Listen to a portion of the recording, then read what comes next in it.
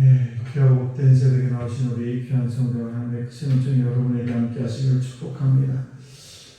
주전 520년 다리오왕 2년 11월 24일에 한나라 시 8가지 환상을 보는데 오늘은 7번째 환상 에바에 앉은 한 여인의 이야기 환상을 보게 됩니다. 스가랴가 보게 되는데 그때 천사에게 물어봤습니다.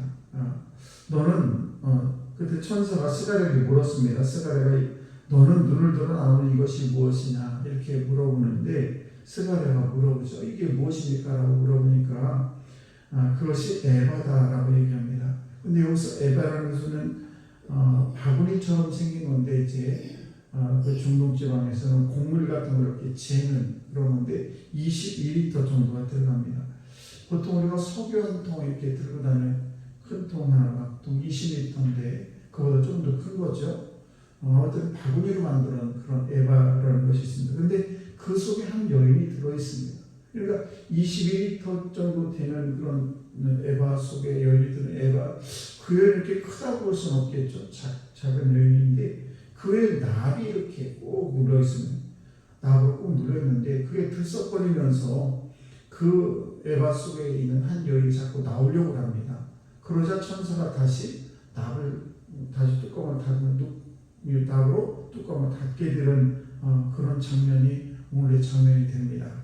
그리고 그 천사가 날개 달린 그 두 여인이 나타나가지고 그 에바를 가지고 시날 땅으로 가겠다라고 합니다. 그리고 시날 땅에 가가지고 그 시날 땅이 어떤 곳이냐 우리가 바벨탑을 쌓던 그런 곳이고 그리고 그것은 아주 죄악이 만연해 있는 그런 곳으로 그 에바를 가지고 그쪽으로 옮기겠다라고 합니다. 그리고 거기에다가 이제 집을 짓고 준공되면 거기서 살겠다라고 얘기합니다. 근데 여기서 그 에바 속에 있는 그 여인을 죄악이라고 선사는 가르칩니다.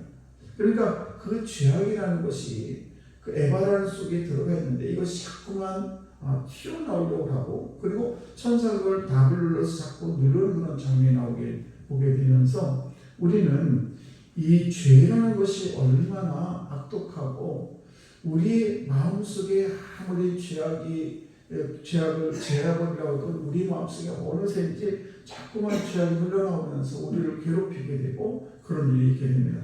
그런데 여기서 에바 속에 들어가 있다는 것은 죄는 반드시 측정이 된다는 것입니다. 그러니까 죄가 이만큼 쌓인, 저만큼 쌓인, 더 많이 쌓인 이런 것들이 다 하나님께서는 측정하고 계신다는 사실입니다. 그래서 우리가 죄를 지으면 네가 지은 죄, 내가 지은 죄가 별거 다니고 네가 조금 더 지고 이렇게 하는 것이 아니라 하나님께서는 저와들이 죄악을 지는 그런 모든 것들은 다 측정을 하고 계신다는 것을 우리는 결코 잊어서는 안 되고 그래서 하나님의 말씀 가운데 늘 우리가 살고 몸부림을 치고 그리고 죄는 우리가 피하는 것이 너무 좋습니다. 그래서 우리 죄는 피하는 것이 좋습니다. 그래서 우리는 죄는 측정된다는 걸 기억하고 두 번째는 뭔가면 죄는 심판을 받는다는 것입니다.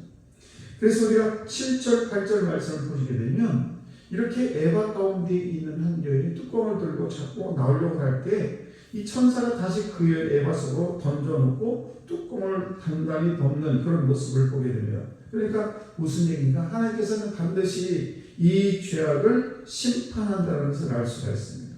하나님 우리가 보통 말할 때 사랑의 하나님이다. 또 하나님은 공의의 하나님이다라고 얘기를 합니다. 그래서 하나님의 사랑이 하나님의 공의보다 클 수 없고 또 하나님의 공의가 하나님의 사랑보다 클 수 없다. 즉 무슨 얘기인가 하면 우리가 죄를 짓게 되면 그 죄를 처리하지 않고는 하나님과 우리와 함께 할 수 없다는 것입니다. 그래서 우리 인간과 하나님과의 죄악을 막혀있는 이 담을 헐기 위해서 예수님께서 당신이 직접 십자가를 지시고 하나님과 우리 사이 그 죄악을 제해버리고 우리가 하나님 하나게 되는 그런 일을 우리 주님께서 하셨다는 사실입니다.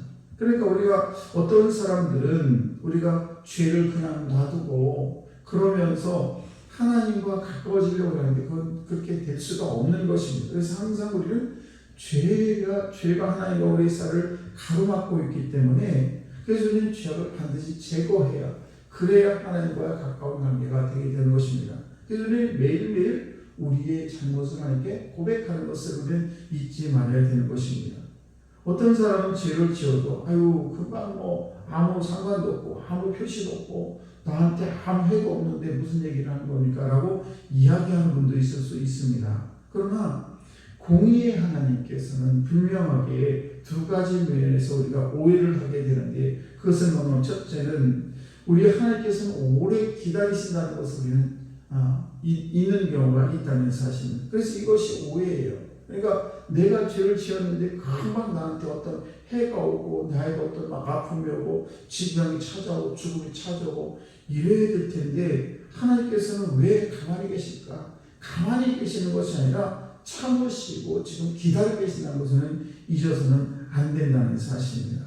그러니까 때가 되면, 기다리시다가 때가 되면은 반드시 우리가 멀쩡한 것 같지만 반드시 죄의 대가를 우리가 받게 된다는 사실입니다. 그러므로 우리가 하나님께서 우리의 잘못을 가지고 금방금방 심판하지 않는 것에 대해서 하나님은 없는가 보다, 아니면 하나님께서는 왜 내 심판하지 않지, 이렇게 하는 것이 아니라 하나님께서는 우리를 사랑하는 시기 여전히 기다리고 계시고, 그리고 때가 되면 반드시 그 죄의 대가를 지불하게 되어 있다는 사실입니다. 두 번째는 우리가 죄 때문에 자기가 인식하지 못하는 곳에서 무엇인가 축복이 작고 펑크나고 있다는 것을 잊어서는 안 된다는 것입니다. 하나님께서 내게 주시는 그런 축복이 있는데 내가 죄를 지음으로 말미암아 그 하나님이 주시는 축복이 자꾸만 다른 곳으로 흘러나가게 된다는 것입니다. 말하자면 우리의 호주머니에 여러 가지 축복을 집어넣어도 다 흘러버리면 아무 소용없듯이, 우리가 이 죄 때문에 내가 인식하지 못한 곳에서 나에게 하나님께 주신 그런 축복이 자꾸만 어딘가에 자꾸 흘러서 어딘가 흘러가게 되고 나에게 쌓이지 않는다는 사실입니다. 그래서 이 죄는 가정과 자녀의 앞날을 크게 펑크내게 되는 것입니다. 여러분 한번 가만히 우리가 생각해 보세요. 내가 이제 어떤 분들은 그래요. 아이고 이건 조상이 지은 죄다. 또 내가 잘못해서 너한테 흘러갔다. 이런 이야기를 많이 하지 않습니까? 그런 것처럼 우리가 이 죄악이라는 것은 우리에게 다가오는 행복이라든지 또 내 양심이라든지 신앙이 자꾸만 흘러서 다른 곳으로 빠져나가게 되는, 펑크나게 되는 그런 일이 있게 된다는 것입니다.